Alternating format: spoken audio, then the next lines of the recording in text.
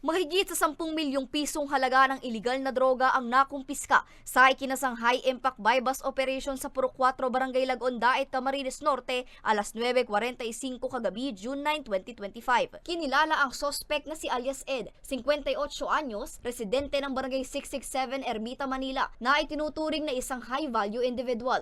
Nakumpiska sa posisyon niya ang 1.5 kilo ng hinihinalang shabu na may kabuang halaga na 10,200,000 pesos. Ayon kay Police Lieutenant Colonel Errol Garchitorena Jr., Chief of Police ng Daet Municipal Police Station, matagal na ring binabantayan ng otoridad ang sospek dahil sa pagiging courier ng droga sa iba't ibang lalawigan ng Bicol. Based dun sa mga information na nag-gather natin, either dun sa mga nakatransaksyon niya na mga civilian, plus yung monitoring ng ating mga operatiba, plus yung nakatest by tayo sa kanya dun sa mga nakaraan.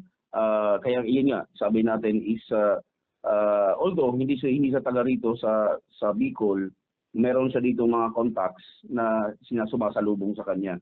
So kaya minonitor natin siya. Nasa kustudiya pa ng Daet MPS ang sospek at nahaharap sa kasong paglabag sa Republic Act 9165 o ang Comprehensive Dangerous Drugs Act of 2002.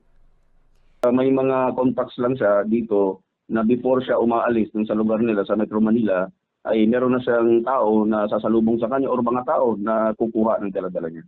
Hindi naman natin masabi na baguhan siya o matagal na. Kasi kung titingnan natin yung background niya dun sa Metro Manila, nandun niya is parang vendor siya ng vegetable or fish vendor siya. At nagbabas lang naman siya papunta dito, wala naman sa sasakyan. So tinitingnan natin kung na mas malalim kung sino at ano ang background niya.